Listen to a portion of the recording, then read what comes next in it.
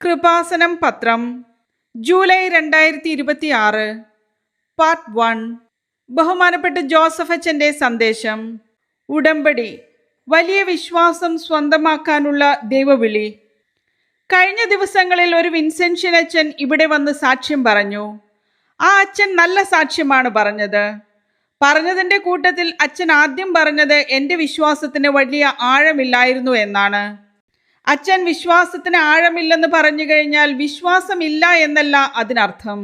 അച്ഛന്മാരൊക്കെ ഉദ്ദേശിക്കുന്നത് ഒരു വിശ്വാസമുണ്ട്, പ്രവർത്തകരുടെ വിശ്വാസമാണത്. ഉടമ്പടിയിൽ പ്രാരംഭക്കാർക്ക് വിശ്വാസമുണ്ടാകും, ഇല്ലെന്നൊന്നും ഞാൻ പറയില്ല.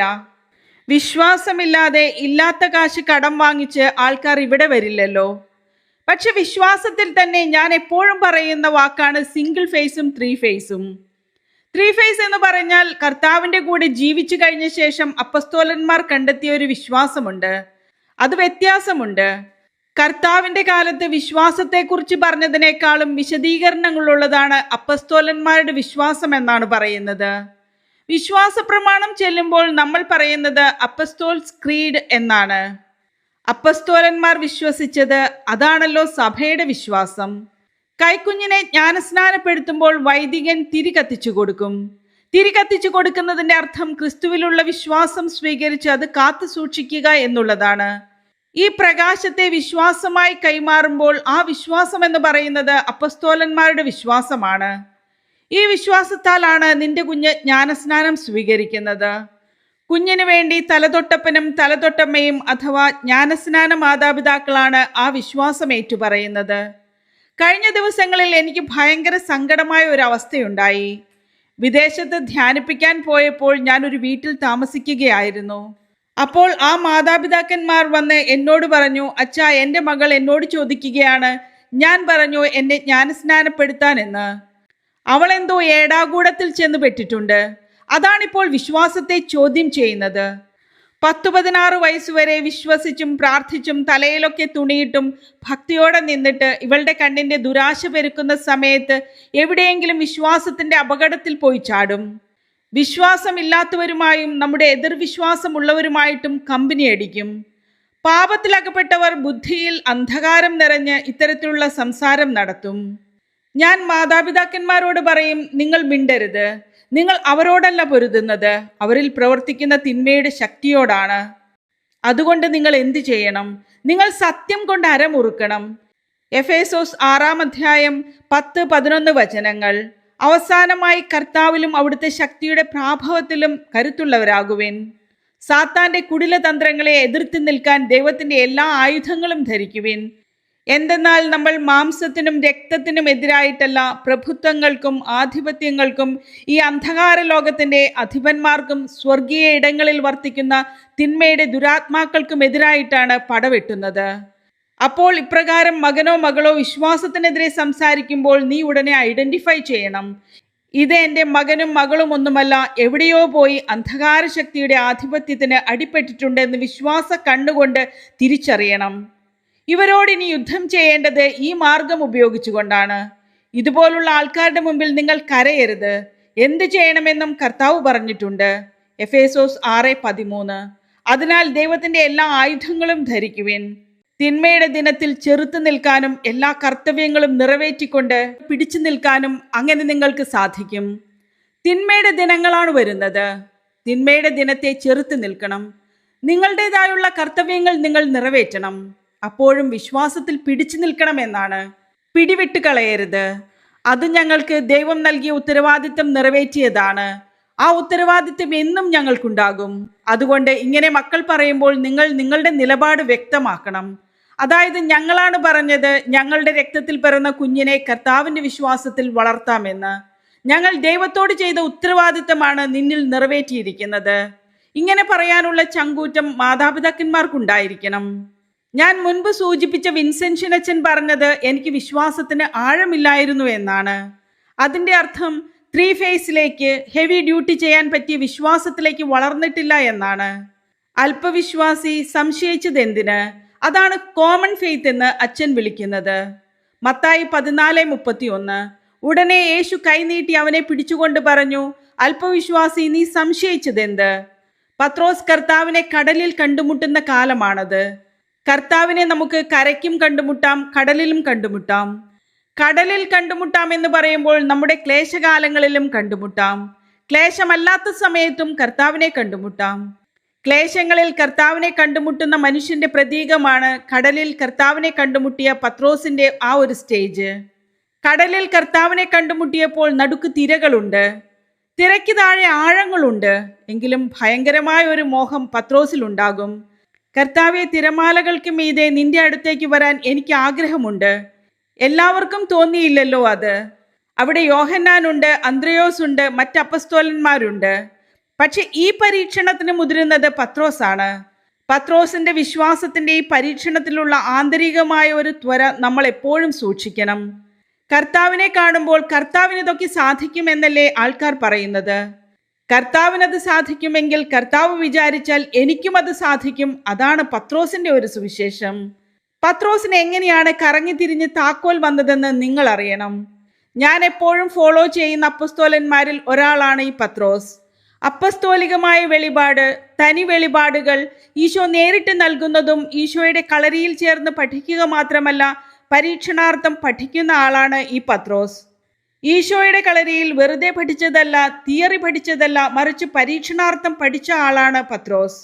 എല്ലാ കാലാവസ്ഥകളിലും അങ്ങനെ അപ്പസ്തോലന്മാരുടെ കൂട്ടത്തിൽ പ്രാക്ടിക്കൽ ടെസ്റ്റ് എഴുതിയിട്ടുള്ള കുറച്ച് ആൾക്കാരേയുള്ളൂ. പത്രോസിനോട് കർത്താവ് പറഞ്ഞതാണ്, അല്പവിശ്വാസി സംശയിച്ചതെന്തിന്? മത്തായി 14:31. ഉടനെ യേശു കൈനീട്ടി അവനെ പിടിച്ചുകൊണ്ട് പറഞ്ഞു, അല്പവിശ്വാസി, നീ സംശയിച്ചതെന്ത്? ഇതാണ് കോമൺ ഫെയ്ത്ത്, ഇതാണ് സിംഗിൾ ഫേസ്. വിശ്വാസമുണ്ട്, പക്ഷേ അല്പവിശ്വാസമേ ഉള്ളൂ. ബാക്കി 60% അവിശ്വാസമാണ്, സംശയമാണ്. വിശ്വാസമുണ്ട്, പക്ഷേ സംശയവുമുണ്ട്. അച്ഛന്റെ സാക്ഷ്യത്തിൽ പറഞ്ഞതെന്താണ്? വിശ്വാസം ആഴത്തിലായിരുന്നില്ല എന്നാണ് പറയുന്നത്. എന്ന് വെച്ചാൽ 3 ഫേസിലേക്ക് വന്നില്ല എന്നാണ് അതിനർത്ഥം. വിശ്വാസം ഇല്ലാത്തതല്ല, ആഴമായിരുന്നില്ല. ഈ വിശ്വാസത്തിന്റെ ആഴം എന്ന് പറയുന്നത് ഓരോരോ ഘട്ടം ചെല്ലുന്തോറും നമ്മൾ ക്രോണോളജിക്കലായിട്ട് ഇങ്ങനെ പോകുമ്പോൾ നമുക്ക് വയസ്സ് എത്രയുണ്ട്? വയസ്സ് 40 ആണെങ്കിൽ ആ വയസ്സിനുള്ള വിശ്വാസ വളർച്ചയുണ്ടാകണം. ഈ അല്പവിശ്വാസം എന്നുള്ളത് 60% വെള്ളമാണ്. എന്ന് വെച്ചാൽ ആഞ്ഞിലി മരത്തിനകത്ത് വെള്ളമുണ്ടാകില്ലേ, അതുപോലെ.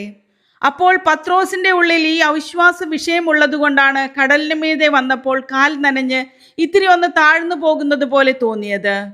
മുങ്ങിപ്പോകുമെന്ന് വിചാരിച്ചപ്പോൾ കർത്താവെ രക്ഷിക്കണമേ എന്ന് പറഞ്ഞ് പത്രോസ് കൈ ഉയർത്തി. അത് കറക്റ്റാണ്. ശരിക്കും കാൽ താഴേക്ക് പോകുന്നത് കണ്ടപ്പോൾ കൈ ഉയർത്തണം. അത് സ്വാഭാവികമായ ഒരു കാര്യമാണ്. നമ്മൾ നിന്നിടം താഴ്ന്നു പോവുകയാണെങ്കിൽ പിന്നെ കർത്താവ് മാത്രമേയുള്ളൂ.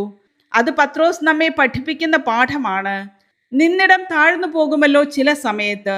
ജപ്തി നടപടി വരും, പല രോഗങ്ങളും വരും. നിന്നിടം താഴ്ന്നു പോവുകയാണ്. നിലനിൽപ്പ് തറ താഴ്ന്നു പോകുമ്പോൾ പത്രോസ് കൈ ഉയർത്തും. ആ കയ്യിൽ കയറി കർത്താവ് പിടിക്കുമെന്നത് ഒരു പ്രത്യാശയാണ്. അതാണ് വിഷയം. അപ്പോൾ കർത്താവ് കയറി പിടിക്കുക തന്നെ ചെയ്യും. അപ്പോഴാണ് ചോദിച്ചത്, അല്പവിശ്വാസി സംശയിച്ചതെന്ത്? ഇത് കോമൺ ഫെയ്ത്ത് ആണ്. നിങ്ങൾ ഇവിടെ വരുന്നതിന് മുൻപ് തന്നെ ഇത് നിങ്ങൾക്കുള്ളതാണ്. പക്ഷേ ഇതിനകത്ത് വേണ്ടത്, ഇതിനെ അപ്ഗ്രേഡ് ചെയ്യേണ്ടത് ഗ്രേറ്റ് ഫെയ്ത്ത് ആയിട്ടാണ്. ഗ്രേറ്റ് ഫെയ്ത്ത് എന്ന് പറയുമ്പോൾ നിങ്ങൾ ഇപ്പോൾ ചെയ്യുന്ന വിഷയങ്ങളിൽ പ്രേക്ഷിത പ്രവർത്തനങ്ങൾ ചേർത്ത്, ആതുര പ്രവർത്തനങ്ങൾ ചേർത്ത് നിങ്ങളുടെ സംഭാവന കൂട്ടണം. അപ്പോഴാണ് ഗ്രേറ്റ് ഫെയ്ത്ത് ഉണ്ടാകുന്നത്. Woman, your faith is great. സ്ത്രീയെ, നിന്റെ വിശ്വാസം വലുതാണ്. മത്തായി 15:28. രണ്ടാം വിശ്വാസം, അതാണ് വലിയ വിശ്വാസം. ആദ്യത്തെ വിശ്വാസം അല്പവിശ്വാസം, രണ്ടാമത്തെ വിശ്വാസം അത് വലിയ വിശ്വാസമാണ്. മത്തായി 15:28 യേശു പറഞ്ഞു, സ്ത്രീയെ, നിന്റെ വിശ്വാസം വലുതാണ്. നീ ആഗ്രഹിക്കുന്നത് പോലെ നിനക്ക് ഭവിക്കട്ടെ.